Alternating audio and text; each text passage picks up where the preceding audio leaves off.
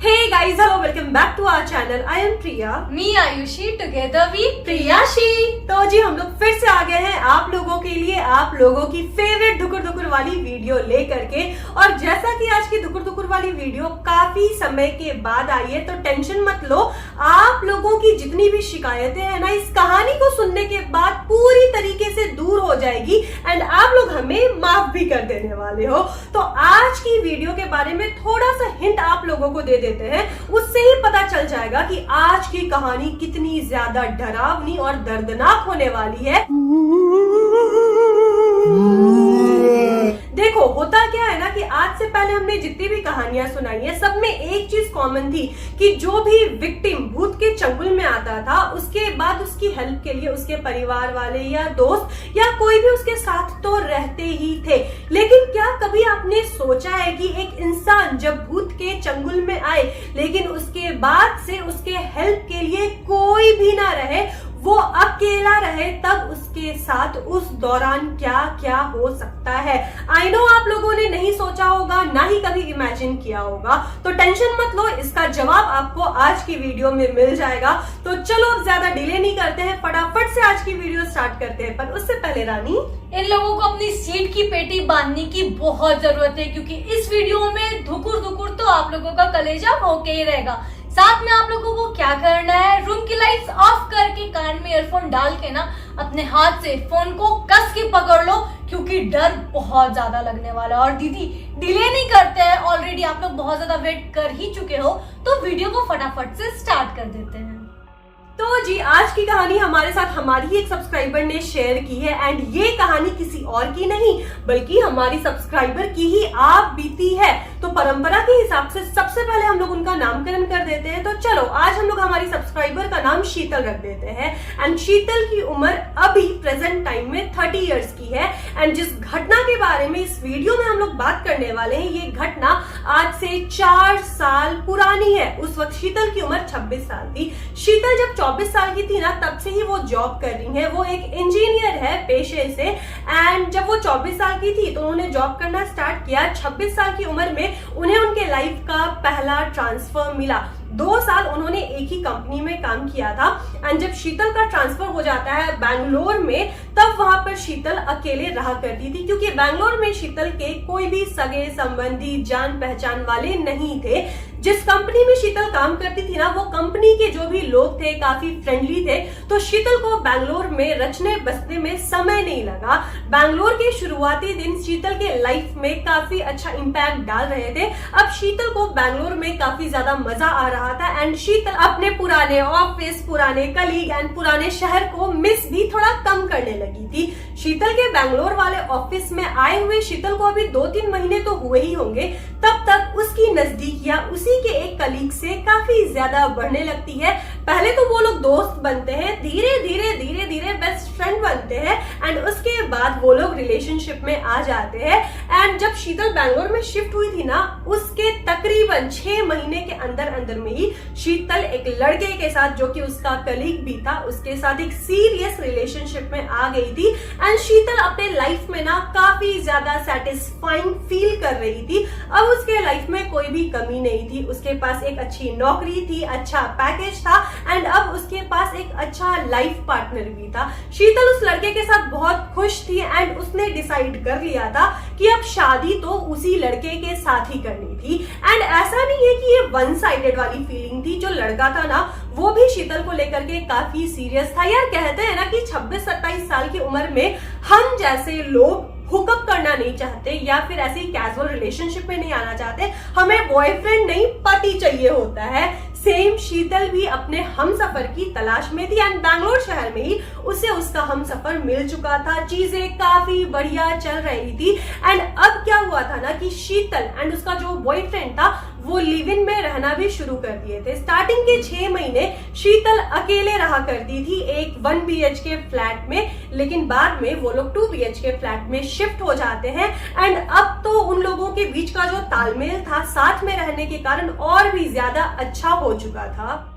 शीतल अपने रिलेशनशिप में अपने पार्टनर के साथ आके बहुत ही ज्यादा खुश थी और स्टार्टिंग में जो भी रिलेशनशिप का फेज होता है ना, उसमें सारे लोगों को यही लगता है कि हम लोग बहुत ही ज्यादा खुश है और अपने पार्टनर में कोई कमियां भी नजर नहीं आती है। लेकिन शीतल ने ये नहीं सोचा था कि जो स्टार्टिंग का फेज बहुत ही अच्छी तरीके से और स्मूथली चल रहा है वो आगे भी चलेगा कि नहीं, क्योंकि ये कहा जाता है ना कि हर सिक्के के दो पहलू होते हैं। शीतल ने तो सोचा था कि हम लोग लिव इन में आ जाएंगे तो सारी चीजें और अच्छे से चलेगी, मेरे पार्टनर के साथ जो भी कंपैटिबिलिटी है वो और बढ़ेगी, लेकिन ऐसा बिल्कुल नहीं होता है। दोनों में झगड़े और ज्यादा बढ़ जाते हैं और दोनों में इतने लड़ाइयां होने लगती है, वो भी छोटे छोटे इशू को लेके कि पूछो मत। कहा जाता है ना कि अगर दो बर्तन को साथ में रख दिया जाए तो भाई बर्तन तो बजेंगी, और सेम ऐसा ही शीतल की रिलेशनशिप में होता है। उसके और उसके पार्टनर के बीच में अब इतना ज्यादा डिस्टेंस आ गया था ना कि दोनों एक दूसरे से बात करना भी पसंद नहीं कर रहे थे और छोटी सी छोटी चीजों को लेके वो लोग लड़ाइयां करना स्टार्ट कर देते थे। शीतल की एक और आदत थी अपने आप को वो सारी सिचुएशन से बचाने के लिए, और कहा जाता है ना अपने आप को स्केप करने के लिए वो क्या करती थी, अपना ज्यादा से ज्यादा टाइम ऑफिस में ही बिताती थी और बहुत ज्यादा काम किया करती थी, जिसके कारण क्या होता था वो अपने पार्टनर से ज्यादा बात नहीं करती थी, डिस्कशन नहीं करती थी। जो भी इश्यू उन दोनों के बीच में होते थे ना वो सॉल्व ही नहीं होते थे, जिसके कारण उन दोनों के बीच में ना कम्युनिकेशन गैप बहुत ज्यादा आ गया था। वो बस घर में आती थी रात में सोने के लिए और खाने के लिए, और ऐसे करते करते ना वो दोनों के बीच में बहुत दूरियां आ गई थी। अब तो ऐसा हो चुका था ना कि कोई भी गलती होती थी दोनों इंसान बैठ के एक दूसरे पे बस ब्लेम गेम ही खेला करता था। ये वो लोग समझने की कोशिश नहीं करते थे कि भाई बैठ जाते हैं और इस बारे में अच्छे से बात करते हैं। अब देखो यहाँ क्या होता है, धीरे धीरे झगड़े बहुत बड़े बनते जा रहे थे। इसी बीच में शीतल का जो पार्टनर था ना उसे शीतल के पास्ट रिलेशनशिप के बारे में भी सारा कुछ पता था कि शीतल के जो भी पास्ट रिलेशनशिप रहे हैं वो कितने बेकार रहे। सारे बॉयफ्रेंड्स ने शीतल को चीट किया है और वो क्या करता था इतने क्रिटिकल सिचुएशन में जब भी लड़ाई झगड़े होते थे ना बिलो द बेल्ट हिट करके शीतल को उसके कैरेक्टर के बारे में बोलना और फिर ये ब्लेम करना कि तुम्हारे इन्हीं सभी आदतों के कारण तुम्हारे जितने भी पास्ट रिलेशनशिप रहे होंगे ना वो वर्क नहीं किए होंगे, तुम्हारी में ही गलती होगी जिसके कारण तुम्हारे बॉयफ्रेंड्स ने तुम्हें छोड़ दिया होगा, सारी गलती ही तुम्हारी होगी। शीतल को ये सारी चीजें सुन के वो भी अपने पार्टनर के मुंह से बहुत ही ज्यादा बुरा लग रहा था, वो बहुत ही ज्यादा बिट्रेड फील कर रही थी। ऐसे देखा जाए तो शीतल के अभी जितने भी रिलेशनशिप रहे हैं ना उसमें उसने अपना 100% दिया है और इस रिलेशनशिप में तो उसने अपना 100 नहीं 1000% दिया है। और जो इंसान उसके साथ 24 घंटे रह रहा है उसे देख रहा है कि वो उससे कितना ज्यादा प्यार करती है, वो इंसान उसके कैरेक्टर के बारे में ऐसी ऐसी बातें बोल रहा है जिसके कारण ना शीतल बहुत ही ज्यादा टूट गई थी। उसे लग रहा था कि हे भगवान मेरी जिंदगी में तो कोई लड़का, कोई रिलेशनशिप, कोई प्यार कुछ नहीं लिखा हुआ है, मेरी किस्मत में ये सब कुछ नहीं है। और वो लास्ट में थक हार के अपने पार्टनर को चुपचाप से बोल देती है कि ठीक है भाई सारी गलती मेरे में ही है और जितने भी मेरे रिलेशनशिप है ना मेरी वजह से ही खराब थे, हम लड़की ही खराब है। तो एक काम करते हैं ना तुम साइड हो जाओ, हम साइड हो जाते हैं, हम दोनों अपने रास्ते अलग कर लेते हैं और आज इसी वक्त तुम मेरे घर से निकल जाओ। और ऐसा करके दोनों सेपरेट होने की डिसीजन पे आ जाते हैं और उसका पार्टनर उसी टाइम अपना सामान पैक करके उसके घर को छोड़ के चले जाता है और शीतल उसी घर में रह जाती है।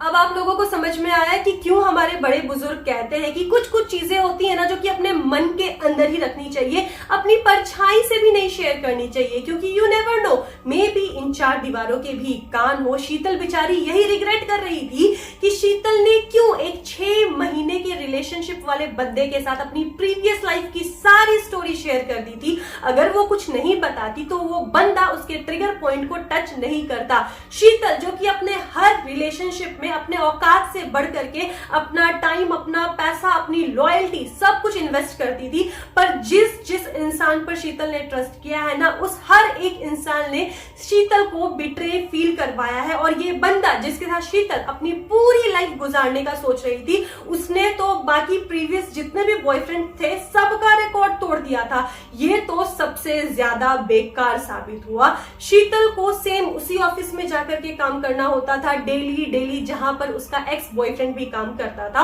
और ये सारी चीजें शीतल के लिए बहुत ही ज्यादा ट्रॉमेटाइजिंग हो रही थी। उससे भी ज्यादा बुरा शीतल को ये लगता था कि शीतल बेचारी डिप्रेशन में जा रही थी, उसके चेहरे की रौनक गायब हो चुकी थी, उसे खाने पीने का मन भी नहीं करता था। वहीं उसका बॉयफ्रेंड जो कि मस्त ऐश कर रहा है। उसे देख करके बिल्कुल नहीं लगता था कि उसके लाइफ में कुछ भी बुरा हुआ हो। इन्हीं सब रीजंस के कारण शीतल बेचारी उसी दलदल में धंसती जा रही थी ना, जहां उसके सारे पहले के बॉयफ्रेंड्स ने उसे छोड़ दिया था। वो चाह के भी उस दलदल से वापस नहीं आ रही थी, जिस कारण से उसका पूरा शेड्यूल बिगड़ चुका था। ना उसके खाने का कोई रूटीन था, ना सोने का, ना उठने का। कितने सारे ऐसे रात थे ना जो कि शीतल ने केवल आंख खोल करके बिता दिए हैं। अब शीतल की तबीयत भी बिल्कुल ठीक नहीं रहती थी। शीतल ने डॉक्टर से कंसल्ट किया तो पता चलता है कि शीतल की जो बीपी है वो काफी ज्यादा लो हो चुकी है एंड साथ ही साथ उसे डायबिटीज भी हो गया है। 26 साल की लड़की को डायबिटीज, लाइक ये थोड़ा पचने वाली बात नहीं है। लेकिन शीतल ने उसी रात ये डिसाइड किया कि शीतल बेचारी की गलती क्या है, क्यों वो इतना सफर कर रही है। बुरा तो उन लोगों के साथ होना चाहिए या बुरा तो उनको फील करना चाहिए जिन्होंने धोखा दिया है। यहाँ पर शीतल जो कि खुद विक्टिम है और उसके साथ अब शीतल ही खुद को भी सजा दे रही है, टाइम पर नहीं खा के, खुद का ख्याल नहीं रख के। इसीलिए उस दिन शीतल ने ये ठान लिया कि पास्ट के जितने भी बैगेज है ना वो उसको पास्ट में ही छोड़ देगी और अपनी लाइफ की शुरुआत एक नए सिरे से करेगी। अपना जो भी टाइम टेबल है सबको सुधारेगी। वो एक बहुत ही ज्यादा एम्बिशियस लड़की हुआ करती थी, उसको वही पुरानी वाली शीतल अपने में वापस चाहिए थी। शीतल ने अपना पूरा टाइम टेबल ही सुधार लिया, अपने सोने का टाइम, अपने जागने का टाइम। इनफैक्ट शीतल ने तो अपना पूरा डाइट चार्ट भी बना लिया था। अब शीतल एक हेल्दी लाइफस्टाइल फॉलो कर रही थी। वो सुबह में भी जॉगिंग करती थी और शाम में जब वो ऑफिस से लौटती थी तो भी हल्का फुल्का वॉक के लिए चली जाती थी। अब शीतल उस बंदे को ऑफिस में डेली देखने के बाद बुरा फील भी नहीं करती थी। वो काफी स्ट्रांगली सारी चीजों को हैंडल कर रही थी। अगर शीतल के पास यहाँ उसका कोई फ्रेंड होता या फैमिली वाले होते ना तो मे बी शीतल के लिए ये चीजें ओवरकम करने में थोड़ी इजी हो जाती। पर कोई बात नहीं है, शीतल ने ये सोचा कि भाई दुनिया में हम अकेले आए हैं, अकेले ही जाएंगे, क्यों किसी के सहारे की जरूरत होनी चाहिए। यहाँ पर शीतल डेली वॉक पे जाया करती थी। सुबह में तो कभी कभी शीतल स्किप भी कर दिया करती थी क्योंकि समय पर नींद नहीं खुलती थी या फिर कभी कभी ऑफिस लेट ना हो जाए जिस कारण से। लेकिन शाम में जो वो वॉक पे जाती थी ना वो कभी भी इस चीज को स्किप नहीं करती थी। एक शाम ऑफिस से आते आते शीतल को काफी ज्यादा लेट हो जाता है एंड काम उस दिन काफी ज्यादा था तो शीतल काफी ज्यादा थक भी गई थी। तो उसने क्या सोचा ना कि आज डिनर बाहर से ले लेते हैं और वो वैसे भी वॉक करने तो जाने ही वाली थी। शीतल घर से बाहर निकलती है, कुछ दूर जाने के बाद वो अपना खाना पैक करवा लेती है एंड उसको बैग में रखने के बाद कान में हेडफोन लगाने के बाद वो वॉक करना स्टार्ट कर देती है। अच्छा, आप लोगों को हम लोग एक चीज बताना भूल गए थे, शीतल का जो अपार्टमेंट था वो शहर से थोड़ा दूर था एंड उसके अपार्टमेंट के बगल में जो मेन मार्केट था, मेन रोड थी, वहां पर कंस्ट्रक्शन का काम चल रहा था। न्यू रोड बन रही थी और अगल बगल में ना काफी ज्यादा खुदाई हुई थी। मिट्टी वगैरह को क्रेन से उठा उठा करके बाहर भर दिया गया था। बारिश का समय था जिस कारण से जो मिट्टी थी ना वो बह बह के रोड तक भी आ गई थी। शीतल वॉक कर रही थी और थोड़ा अंधेरा था। इसी बीच शीतल को वॉक करते करते क्या फील होता है ना कि उसका पैर किसी स्पॉन्ज जैसी चीज पर आ जाता है।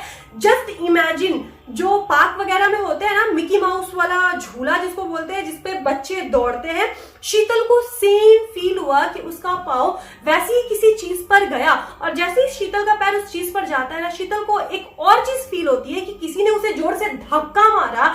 जैसे फॉर एग्जाम्पल अगर आपकी बुक हो या आपका कोई फेवरेट चीज हो उस पर अगर किसी का पैर लग जाए तो हम लोग उसको धक्का मारते हैं ना, सेम शीतल को ऐसे ही फील होता है। और शीतल लुढ़कते लुढ़कते लुढ़कते लुढ़कते आगे चली जाती है और बेचारी गिर भी जाती है। यहाँ पर शीतल के पैर में थोड़ा सा चोट लग जाता है और उसी दौरान शीतल के पैर में काफी ज्यादा दर्द भी महसूस होने लगता है, काइंड ऑफ झंझनाहट। शीतल उठती है और चलना स्टार्ट कर देती है, लेकिन इसके बाद से ना शीतल के पांव काफी भारी महसूस कर रहे थे।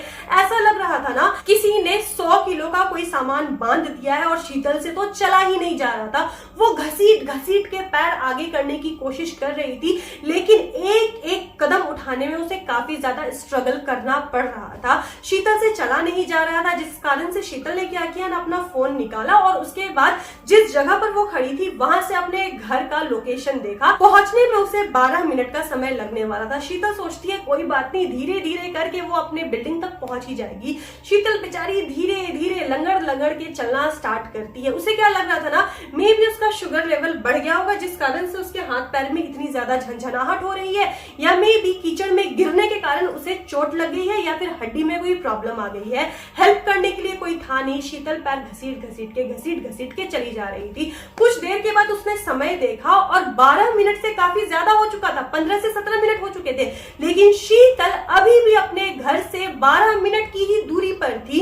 शीतल को समझ नहीं आया कि आखिर ये क्या हुआ। उसके बाद फिर से शीतल ने लोकेशन देखा, फिर से 12 मिनट की दूरी पर बता रहा था। शीतल फिर से चलना स्टार्ट करती है और काफी देर चलने के बाद शीतल सेम जगह पर आकर के पहुंच जाती है। मतलब पता नहीं शीतल कौन से लूप में खो रही थी। वो 12 मिनट चल तो रही थी, उसे रास्ता भी पता था, वो चल अपने घर के साइड रही थी, लेकिन पहुंच उसी जगह पे रही थी जहां पर कि वो टकराई थी और गिरी थी। शीतल को अब कुछ भी समझ में नहीं आ रहा था। रात के 9:30 हो चुके थे।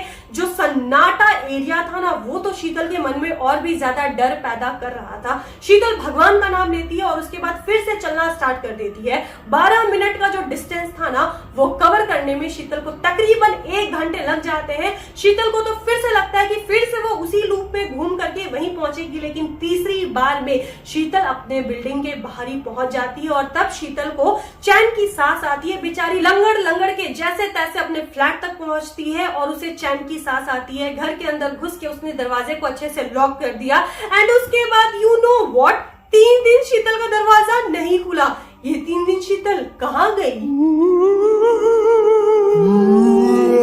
जैसा कि दीदी ने बताया कि रात में शीतल आती है, उसने अपना फ्लैट का दरवाजा अंदर से बंद कर लिया, लेकिन इसके बाद शीतल के साथ क्या होता है उस बारे में किसी को कोई भी जानकारी नहीं थी। यहाँ अगली सुबह होती है, शीतल ऑफिस भी नहीं जाती है और ये चीज ना ऑफिस वालों को थोड़ी सी खटकती भी है कि ऐसा नहीं होता है कि शीतल ऑफिस से छुट्टी लेने वालों में से थी, और अगर शीतल छुट्टी लेती ना तो वो किसी को इन्फॉर्म तो जरूर करती, लेकिन फिर भी लोग ज्यादा सोचते नहीं थे।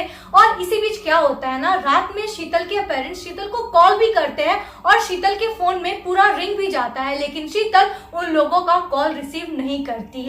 अब यहाँ से अगली सुबह फिर हो जाती है और शीतल फिर ऑफिस नहीं जाती है। अब लोगों को बड़ा अजीब लग रहा था कि ऐसा कैसे हो सकता है, लोग सोच ही रहे थे। पर इसी बीच में जो शीतल का एक्स था वो ज्यादा टेंशन लेने लगता है, क्योंकि भाई जो भी बोलो, पास्ट में शीतल के साथ उसके टर्म्स बहुत ज्यादा अच्छे थे और उसे कहीं ना कहीं शीतल की चिंता सता रही थी और उसे ये भी पता था कि शीतल का यहाँ कोई अपना नहीं है। तो एक बार क्या करते हैं ना, हम कॉल करके पूछ लेते हैं कि उसकी तबीयत कैसी है। यहाँ पर उसका जो पार्टनर था वो शीतल को कॉल भी करता है, रिंग पूरा जाता है, लेकिन शीतल ने उसका कॉल रिसीव नहीं किया। अब यहाँ पर वो बहुत ज्यादा टेंशन में आ जाता है। उसने क्या किया, अपने दूसरे कलीग्स को भी शीतल को कॉल लगाने को कहता है, लेकिन शीतल ने अपने दूसरे कलीग्स की कॉल का भी कोई आंसर नहीं किया। यहाँ पर उसके एक्स को क्या लग रहा था कि मे बी शीतल पता नहीं कोई मुसीबत में होगी। वो क्या करता है, तुरंत से ऑफिस से जल्दी छुट्टी ले लेता है और शीतल के फ्लैट पहुंच जाता है। उसने फ्लैट का दरवाजा भी खटखटाया, लेकिन शीतल ने दरवाजा नहीं खोला। करीब आधे घंटे तक उसने शीतल को आवाजें लगाई, लेकिन शीतल ने कोई रिस्पॉन्स नहीं किया। अब यहाँ पर उसके एक्स को क्या लग रहा था कि मे बी शीतल अभी भी उससे गुस्सा होगी, क्योंकि ब्रेकअप के बाद ना ऐसे उन दोनों ने फेस टू फेस कभी बात नहीं किया है। अब यहाँ पर जो उसका एक्स था चुपचाप अपने घर निकल जाता है। अब इसी दौरान शीतल के मम्मी पापा शीतल को कॉल पे कॉल लगाए जा रहे थे, लेकिन शीतल कोई भी रिस्पॉन्स नहीं कर रही थी और ऐसे करते करते 2 दिन तो बीत जाते हैं। तीसरा दिन क्या होता है, शीतल का फोन ऑफ आने लगा था और इन चीजों के कारण शीतल के जो मम्मी पापा थे वो बहुत ज्यादा टेंशन में आ गए थे कि पता नहीं मेरी बच्ची कौन से मुसीबत में है। वो लोग क्या करते हैं, तुरंत से फ्लैट के जो ओनर थे ना उनको कॉल लगाते हैं और यहाँ पर ओनर को बोलते हैं कि प्लीज एक बार आप मेरी बेटी के रूम पे जाओ, उसके फ्लैट पे चेक करो कि वो ठीक तो है ना। पर यहाँ पर देखो ओनर क्या कहते हैं कि हम तो इस शहर में है ही नहीं, पर मेरे पास एक सॉल्यूशन है। जो वॉचमैन है ना उसके पास एक स्पेयर की है शीतल के फ्लैट के कमरे का, तो हम वॉचमैन को बोल देते हैं, वो जाके देख लेगा कि आपकी बेटी मुसीबत में है कि सही सलामत है। और तुरंत से फ्लैट का जो ओनर था वो वॉचमैन को कॉल करता है और वॉचमैन तुरंत से वो नकली चाबी लेके क्या करता है, शीतल के फ्लैट का दरवाजा खोलता है। फ्लैट का दरवाजा खोलने के बाद जो नजारा था ना, उसे तो कोई अपने बुरे से बुरे सपने में भी इमेजिन नहीं कर सकता है। जैसे ही वॉचमैन ने फ्लैट का दरवाजा खोला ना, दरवाजा खोलते ही अंधेरा छाया हुआ था। वॉचमैन को कुछ दिख तो नहीं रहा था, लेकिन उसने हाथ से टटोल के स्विच बोर्ड खोजा और जैसे ही उसने लाइट ऑन किया ना, उसने ऐसा कुछ देखा जिसे देखने के बाद वॉचमैन की सांसें अटक गई। मेरे को आप लोगों को बताते हुए भी डर लग रहा है, मेरे रोंगटे खड़े हो जा रहे हैं।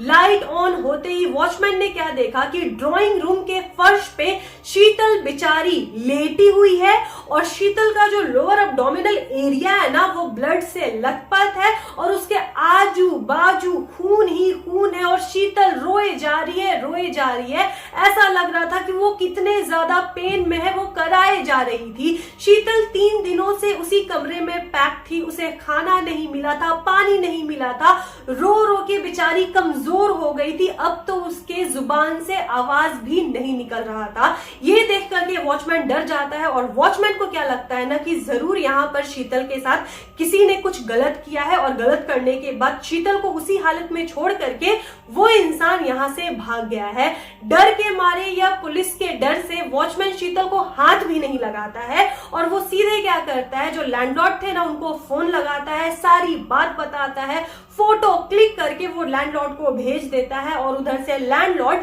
शीतल के मम्मी पापा को सारी चीजें बता देते हैं। शीतल के मम्मी पापा जैसे ये चीज सुनते हैं ना, अपनी बेटी के लिए वो लोग तुरंत फ्लाइट लेकर के शीतल के शहर में आ जाते हैं और इधर पुलिस को भी इन्फॉर्म कर दिया जाता है। यहाँ पर एक चीज बहुत बुरी थी यार, जो वॉचमैन था ना, आई नो उसे डर लगा होगा कि कहीं वो इस लफड़े में ना पड़ जाए, इसलिए उसने शीतल की हेल्प नहीं की होगी, पर वो हेल्प कर सकता था। बेचारी शीतल 3 दिन से दर्द में थी। जब तक पुलिस नहीं आती है ना, शीतल वैसे ही पड़ी रहती है। पुलिस के आने के बाद शीतल को स्ट्रेचर पर चढ़ा करके हॉस्पिटल भेजा जाता है। जब हॉस्पिटल शीतल पहुंचती है तब डॉक्टर ने सबसे पहले उससे पता है क्या क्वेश्चन किया कि आपके साथ कुछ उल्टा सीधा किसी ने किया है क्या। शीतल में इतनी भी ताकत नहीं थी कि वो डॉक्टर्स के क्वेश्चन का आंसर दे सके। शीतल को साफ सुथरा करके अच्छे कपड़े पहना करके सबसे पहले उसको पानी चढ़ाया जाता है। ब्लड की इतनी कमी हो गई थी ना कि उसे ब्लड चढ़ाया जाता है और जब शीतल होश में आती है, हल्का फुल्का कुछ खिलाया जाता है, तब शीतल बात करने के हालत में थी और उसने पुलिस को और डॉक्टर्स को बताया कि नहीं, मेरे साथ कुछ भी गलत नहीं हुआ है। शीतल की बात सुनने के बाद सारे लोग शॉक्ड हो गए कि ऐसा कैसे हो सकता है। अगर शीतल के साथ कुछ भी गलत नहीं हुआ था तो शीतल का जो लोअर अब्डोमिनल एरिया है इतना जख्मी कैसे है। ऊपर से दिख रहा है कि नाभि से नीचे वाला पूरा पोर्शन शीतल का सूज गया है, फूल गया है, जैसे उसमें जख्म हो, और इतनी ब्लीडिंग नॉर्मल लड़की की नहीं हो सकती है। शीतल के मम्मी पापा पहुंचते हैं। उसकी मम्मी ने शीतल से बात किया और पूछा कि बेटा अगर तेरे साथ कुछ गलत हुआ है तू मुझे बता दे। शीतल की मम्मी को क्या लग रहा था ना कि मे भी शीतल अपनी इज्जत के लिए या रेप्यूटेशन के लिए कुछ छुपा रही है। शीतल ने अपनी मम्मी से भी कहा कि नहीं मम्मी, मेरे साथ कुछ भी नहीं हुआ है। सारे लोगों को क्या लग रहा था ना कि शीतल झूठ बोल रही है और उसके साथ जो हुआ है वो सच नहीं बता रही है। जब शीतल की हालत थोड़ी ठीक हो जाती है, 1-2 दिनों के बाद ना उसके टेस्ट करवाए जाते हैं ताकि पता चले कि शीतल के साथ कुछ बुरा हुआ है या नहीं हुआ है या क्या प्रॉब्लम है जिसके कारण उसका लोअर अब्डोमिनल एरिया ऊपर से इतना ज्यादा जख्मी लग रहा था। सारे टेस्ट हो जाते हैं एंड रिपोर्ट भी आ जाते हैं। रिपोर्ट में यू नो व्हाट क्या लिखा था, सारे रिपोर्ट्स नॉर्मल थे। शीतल के साथ कुछ भी नहीं हुआ था। उसका जो यूटेरस था जो कि ऊपर से पूरा स्वलन दिख रहा था, सब कुछ नॉर्मल था। तो आखिर इतनी ब्लीडिंग हुई क्यों? अभी भी ऊपर से शीतल का जो नीचे वाला एरिया है सूझा हुआ क्यों लग रहा है? डॉक्टर्स के पास कोई भी आंसर नहीं थे। जितनी दवाइयां दी जा रही थी ना उसका कोई असर नहीं हो रहा था। शीतल का पेन नहीं जा रहा था। इनफैक्ट दिन प्रतिदिन शीतल का जो लोअर अब्डोमिनल एरिया था उसकी हालत बिगड़ती जा रही थी। यहाँ पर साइंस भी शीतल के कंडीशन के सामने घुटने टेक चुकी थी। डॉक्टर्स के पास, साइंस के पास शीतल के कंडीशन का कोई भी जवाब नहीं था। अगर शीतल की यही हालत कंटिन्यू होती रही ना तो ज्यादा समय शीतल के पास बचा नहीं था। शीतल जल्द ही अपनी लाइफ से हाथ गवा बैठती और यही चीज शीतल की मां को अंदर ही अंदर खाए जा रही थी। कहा जाता है ना, जहां दवा असर नहीं करता वहां दुआ असर करती है। बेचारी शीतल की मम्मी अपनी आंखों के सामने अपनी एक लौती बेटी को इस दुनिया से जाते हुए देख रही थी, तिल तिल कर मरते हुए देख रही थी। उन्होंने हनुमान मंदिर में जाकर के शीतल की सलामती के लिए व्रत भी रखे और हनुमान मंदिर के ही पंडित जी ने शीतल की मम्मी की आस्था और वो जो दिन भर मूर्ति के सामने बैठ करके रोया करती थी ना, वो देख करके उन्होंने उनसे प्रॉब्लम पूछा। शीतल की मम्मी ने सब कुछ बताया और यहाँ पर पंडित जी समझ गए थे कि यहाँ दाल में कुछ काला नहीं है, बल्कि पूरी की पूरी दाल ही काली है। यहाँ पर शीतल की मम्मी को पंडित जी ने सलाह दिया कि एक दरगाह है कुछ दूरी पर, वहां एक बहुत जाने माने मौलवी बैठते हैं, मेरी बात मानो, आप एक बार उस मौलवी के पास जा करके अपनी बेटी का इलाज कराओ। अगर वहां भी आपकी बेटी का इलाज सफल नहीं हो सकता ना, तब तो प्रभु भरोसे ही। यहाँ पर शीतल की मम्मी को इस टोने टोटके झाड़ फूक पर भरोसा तो नहीं था, लेकिन कहते हैं ना, जब इंसान के आंखों के सामने सारे दरवाजे बंद हो जाते हैं तो उसे कुछ भी समझ नहीं आता है। शीतल की मम्मी शीतल को हॉस्पिटल से डिस्चार्ज करवाती है, क्योंकि हॉस्पिटल में रह करके शीतल का तो कुछ भी सही नहीं हो रहा था, बल्कि सब कुछ बिगड़ ही रहा था। और अगर शीतल को मौलवी के पास ले जाना था तो उसे हॉस्पिटल से डिस्चार्ज करवाना ही था।